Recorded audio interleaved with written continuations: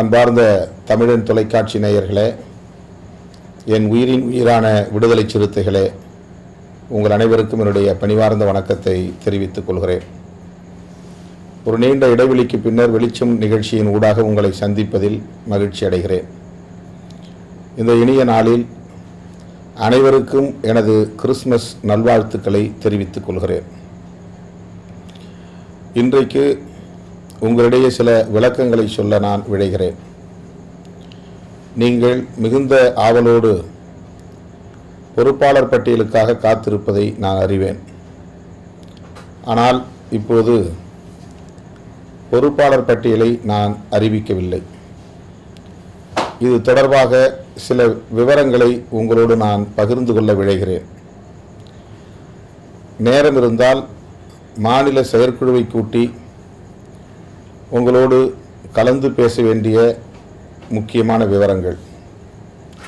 ஆனால் நமக்கு போதிய கால அவகாசம் இல்லை. எனவே தமிழன் தொலைக்காட்சியின் வெளிச்சம் நிகழ்ச்சியின் ஊடாக மாநில செயற்குழுவில் நான் என்ன விளக்கத்தை கூறுவேனோ அந்த விளக்கத்தை இப்போது நான் வழங்க விரும்புகிறேன். கிட்டத்தட்ட இது ஒரு மாநில செயற்குழுவில் நான் அறிவிக்கும் ஒரு அறிவிப்பாகவே நீங்கள் எடுத்துக்கொள்ள வேண்டும், புரிந்து கொள்ள வேண்டும். நம்முடைய கட்சியின் மறுசீரமைப்பு நடவடிக்கைகள் பல்வேறு காரணங்களால் தொடர்ச்சியாக நிகழாமல் அவ்வப்போது சற்று பின்னடைவை சந்தித்தது. அதற்கு பல்வேறு காரணங்கள் அனைத்தும் நீங்கள் நன்கு அறிந்தவையே ஆகும். தேர்தல் நெருங்கிக் கொண்டிருக்கிறது. எல்லோரும் தேர்தல் வாக்குச்சாவடி முகவர்கள் உட்பட அனைத்து வேலைகளையும் தீவிரமாக முடுக்கிவிட்டிருக்கிறார்கள். வாக்குச்சாவடி முகவர்களை நியமித்து விட்டார்கள். நாம் புதிய பொறுப்பாளர்களை தேர்வு செய்வதில் தற்போதைய பெரும் சவாலாக எடுத்து செய்து கொண்டிருக்கிறோம். இந்த புதிய பொறுப்பாளர்களை அறிவித்த பின்னர் தான் தேர்தல் பணிகளில் நம்மால் தீவிரமாக ஈடுபட முடியும். வேர்களை தேடி என்கிற ஒரு பயணத்தை மேற்கொள்ள வேண்டும் என்று நான் அறிவிப்பு செய்து அதனையும் உடனடியாக தீவிரமாக முன்னெடுக்க இயலாமல் போனதற்கு புதிய பொறுப்பாளர்களை அறிவிக்காதது தான் என்பதை நாம் அனைவரும் நன்கு அறிவோம். ஆகவே வேர்களை தேடி பயணத்தையும் நாம் மேற்கொள்ள வேண்டும், தேர்தல் பணிகளையும் உடனடியாக தீவிரமாக முன்னெடுக்க வேண்டும். இதற்கு இடையில் புதிய பொறுப்பாளர்கள் பட்டியலை அறிவிக்க வேண்டும். கடந்த 1.5 மாத காலமாக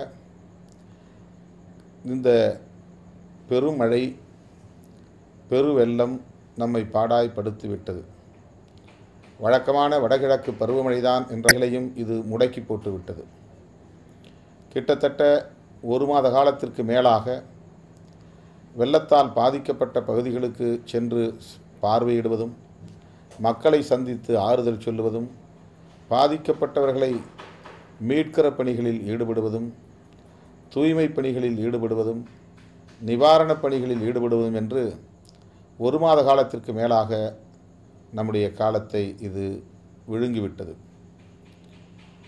வருகிற டிசம்பர் 31 வரையில் கிட்டத்தட்ட 3 மாத காலத்திற்கு நான் பிறந்தநாள் விழாக்களுக்கோ, திருமண விழாக்களுக்கோ, காதணி விழாக்களுக்கோ என்னை யாரும் அழைக்கக்கூடாது.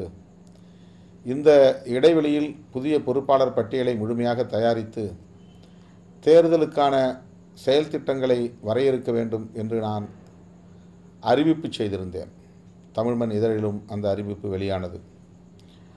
ஆனால் நம்முடைய சக்தி முழுவதும் இந்த இயற்கை பேரிடரிலிருந்து நம்மை நாமே மீட்டுக் கொள்வதற்காக, தற்காத்து கொள்வதற்காக செலவிட நேர்ந்து விட்டது. இந்த நிலையில் உங்களிடையே சில விளக்கங்களை சொல்ல நான் கடமைப்பட்டிருக்கிறேன். புதுவை மாநில பொறுப்பாளர்கள் பட்டியலை தயாரித்து அறிவிப்பு செய்தபோது தொகுதி செயலாளர்கள் நியமனம் செய்யப்பட்டது.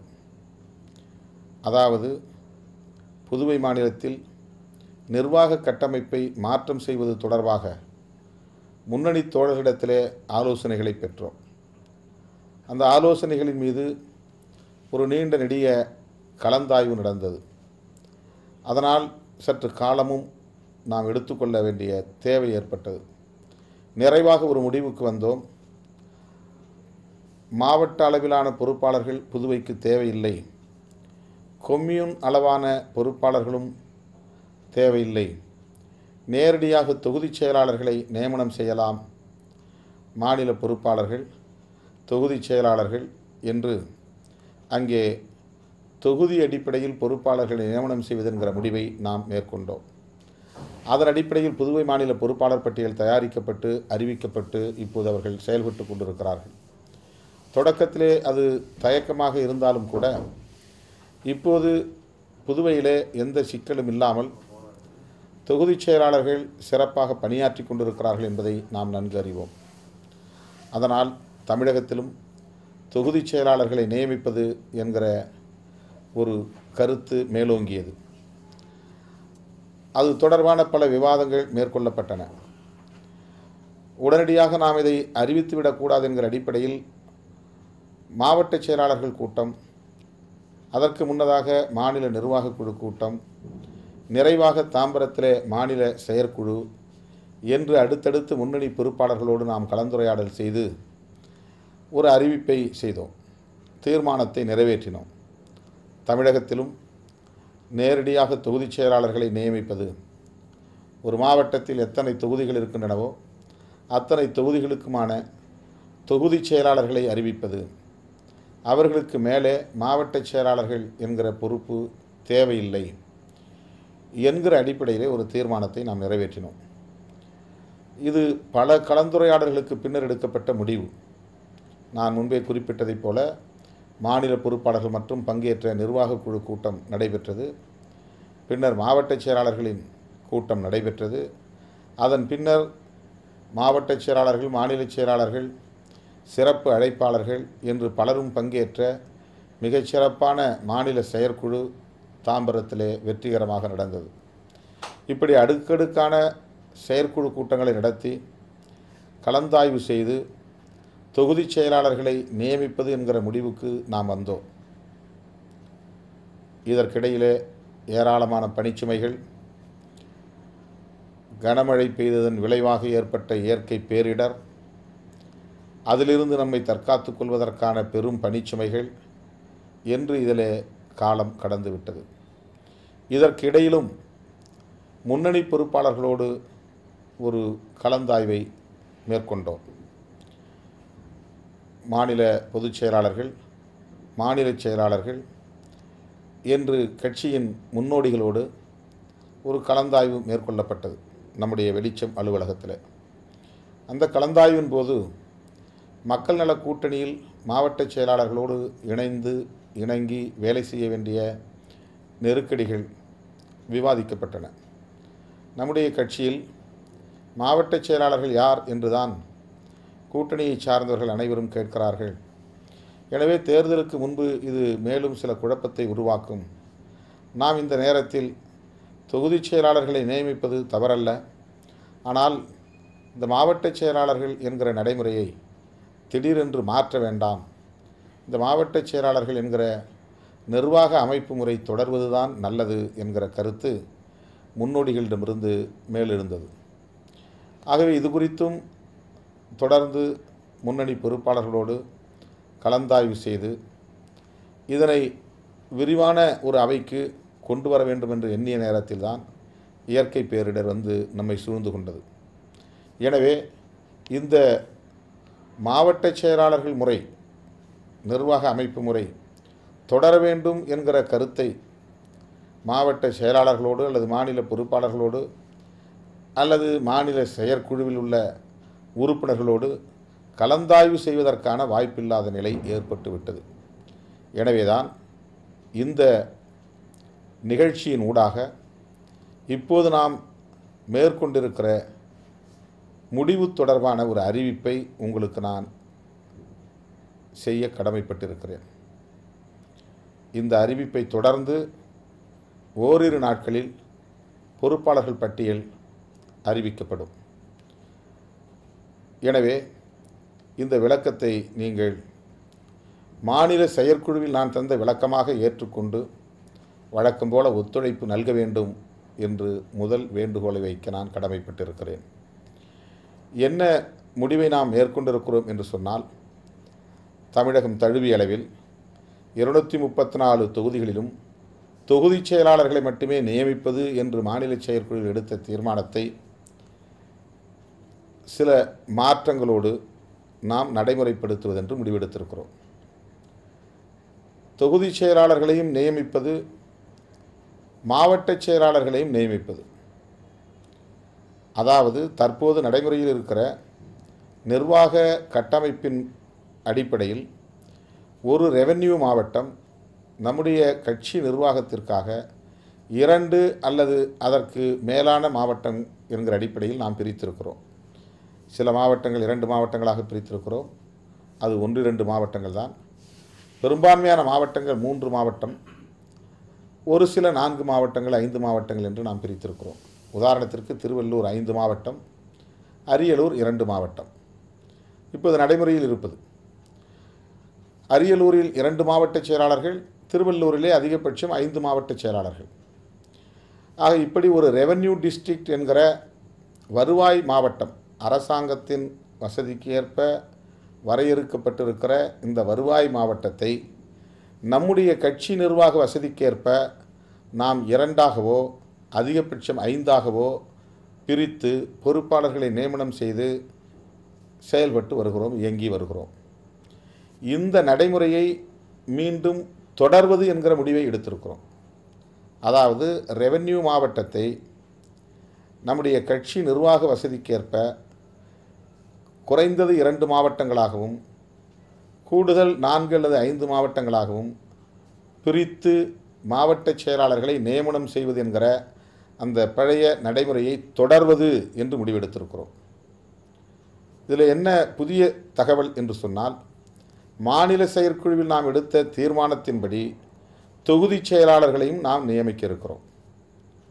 ஒரே ஒரு மாற்றம், கடந்த காலங்களில் இருந்த மாவட்ட துணை செயலாளர்கள் என்கிற பொறுப்பு இப்போதைக்கு நியமிக்கப்படுவதில்லை. பிரிக்கப்பட்ட ஒரு மாவட்ட செயலாளரின் கீழ் அந்த மாவட்டத்திற்கு உள்ளே எத்தனை சட்டமன்ற தொகுதிகள் இருக்கின்றனவோ அத்தனை சட்டமன்ற தொகுதிகளுக்கும் ஒரு தொகுதி செயலாளர்களை நியமிப்பது. உதாரணத்திற்கு கடலூர் தெற்கு மாவட்டம், அதில் 3 சட்டமன்ற தொகுதிகள் உள்ளன. அதில் கடலூர் தெற்கு மாவட்டத்திற்கு ஒரு செயலாளர், அந்த 3 சட்டமன்ற தொகுதிகளுக்கு ஒரு தொகுதி செயலாளர் என்று 3 பேர். இந்த 3 பேர் தான் மாவட்ட செயலாளருக்கு மாவட்ட துணை செயலாளர் என்கிற தகுதியிலிருந்து பணியாற்றுவார்கள்.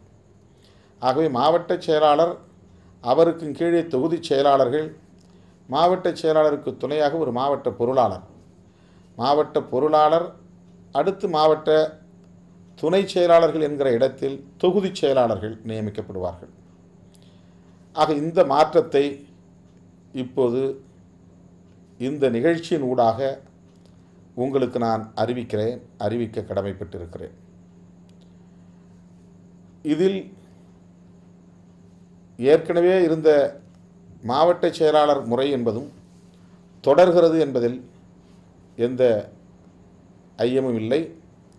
அதாவது தேர்தல் அரசியலில் தோழமை கட்சிகளோடு இணைந்து பணியாற்றுகிற போது மாவட்ட செயலாளர்கள் என்கிற அடிப்படையில் தான் இணைந்து செயல்பட முடியும் என்பது நாம் ஏற்கனவே அறிந்த உண்மைதான் என்றாலும் கூட, இதையெல்லாம் தாண்டி தொகுதி செயலாளர்கள் என்கிற அடிப்படையிலேயே நாம் இயங்குவோம் என்று மாநில செயற்குழுவில் முடிவெடுத்தோம்.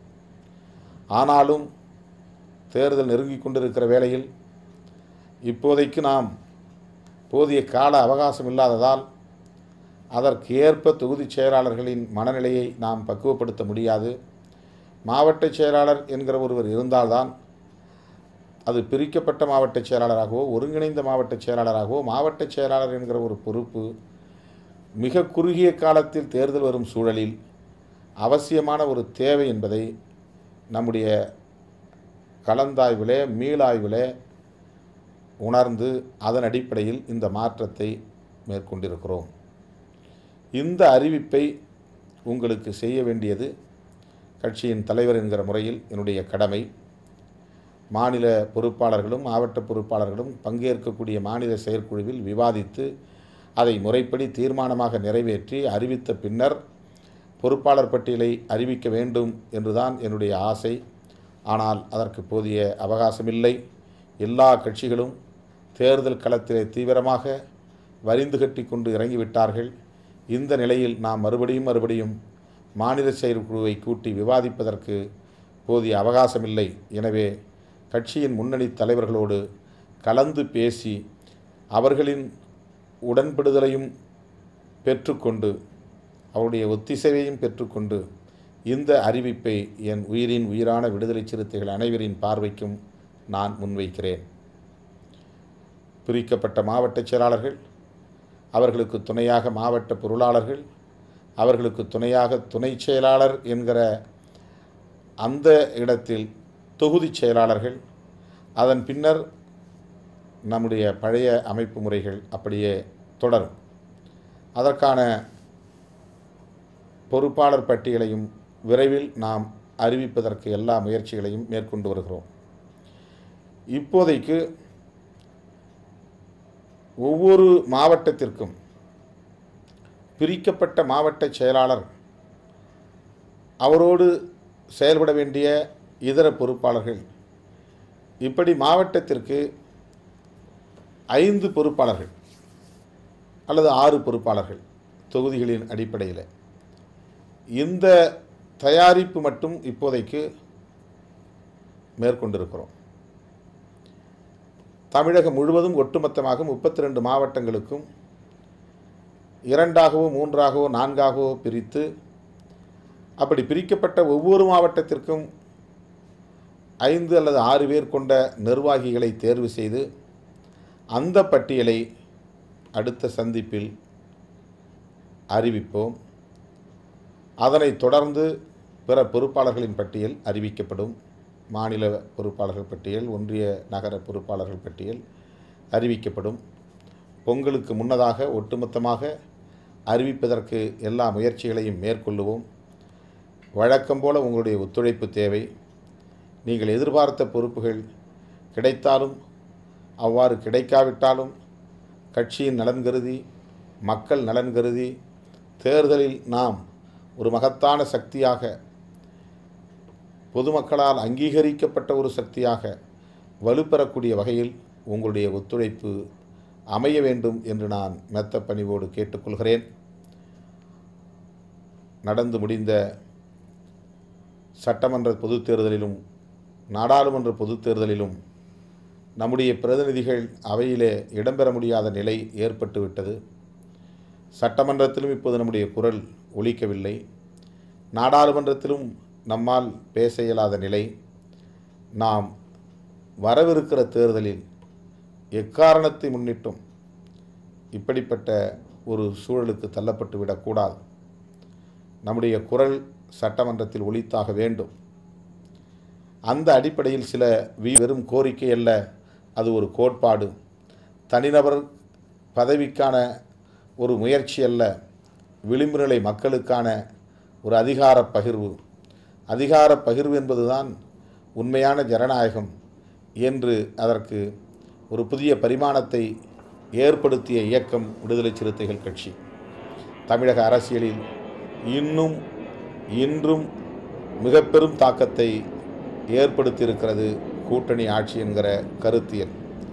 தொடர்ந்து நூற்றுக்கணக்கான விவாதங்களில், ஊடகங்களில் இந்த கூட்டணி ஆட்சி தொடர்பான கருத்து இடம்பெற்று வருகிறது என்பதை யாரும் மறுத்துவிட முடியாது. எல்லோருக்கும் தெரிந்த செய்திதான் என்றாலும், எல்லோருக்கும் உடன்பாடான கோரிக்கைதான் என்றாலும், அதை யாரும் சொல்ல முன்வராத போது, அதை சொல்ல தயங்கிய போது, மிகுந்த துணிச்சலோடு தமிழக அரசியலில் ஒரு புதிய மாற்றம் நிகழ வேண்டுமானால், மாற்று சக்தி இங்கே வலுப்பெற வேண்டுமானால், கூட்டணி ஆட்சி என்கிற கருத்து வலுப்பெற்றாக வேண்டும் என்று விடுதலை சிறுத்தைகள் இந்த கருத்தியலை தமிழக அரசியல் களத்தில் விதைத்தது. நீண்ட பெரிய விவாதம் மூளை முடுக்கெல்லாம் தொடங்கியது. இன்றும் அந்த விவாதம் நடைபெற்று கொண்டே இருக்கிறது. என்னுடைய பிறந்த நாள் ஆகஸ்ட் 17 அன்று மக்கள் நல கூட்டணியின் தலைவர்கள் பங்கேற்று உரையாற்றினார்கள். மறுமலர்ச்சி திராவிட முன்னேற்றக் கழகத்தின் பொதுச் செயலாளர், மக்கள் நல கூட்டணியின் ஒருங்கிணைப்பாளர் அண்ணன் வைகோ அவர்கள் அந்த கூட்டத்திலே கலந்து உரையாற்றுகிற போது சொன்னார், மக்கள் நல கூட்டணி அன்றைக்கு மக்கள் நல கூட்டு இயக்கம்தான். மக்கள் நல கூட்டு இயக்கம் இது ஒரு கூட்டணியாக மாறுமையானால் தமிழகத்தில் இது ஆட்சியை கைப்பற்றும். அப்படி ஆட்சியை கைப்பற்றுமையானால் திருமாவளவன் சொன்னது போல தமிழகத்தில் கூட்டணி ஆட்சி மலரும். இன்னார் இடத்திலே போய் கூட்டணி ஆட்சி வேண்டும் என்று நாம் கோரிக்கை வைப்பதை விட நாமே இங்கு கூட்டணி ஆட்சியை உருவாக்குவோம் என்று முழங்கினார். அப்படி தமிழக அரசியல் களத்தில் கூட்டணி ஆட்சி தொடர்பான மாபெரும் விவாதத்தை எழுப்பிய இயக்கம் விடுதலை சிறுத்தைகள் கட்சி. அதை ஒட்டி தலைவர்களின் சந்திப்பு நிகழ்ந்தது. அந்த சந்திப்பிலிருந்து முகிழ்த்தது தான் மக்கள் நல கூட்டு இயக்கம். மக்கள் நல கூட்டு இயக்கம்தான் இப்போது மக்கள் நல கூட்டணியாக மாறியிருக்கிறது. குறைந்தபட்ச செயல் திட்டத்தை அறிவித்திருக்கிறோம். அதற்கான பொதுக்கூட்டம், மாபெரும் விளக்க பொதுக்கூட்டம் வருகிற ஜனவரி 26ஆம் தேதி மதுரையில் நடைபெற இருக்கிறது. மக்கள் நல கூட்டணியை பற்றி பேசாத நாளே இல்லை என்கிற ஒரு நிலையை நாம் ஏற்படுத்தி இருக்கிறோம். இந்த கூட்டணியை ஏன் ஆதரிக்கக்கூடாது, இந்த கூட்டணியை வெற்றி பெற வேண்டும் என்று இளைய தலைமுறையினர் வாழ்த்தக்கூடிய அளவுக்கான ஒரு நன்மதிப்பை பெற்றிருக்கிறோம்.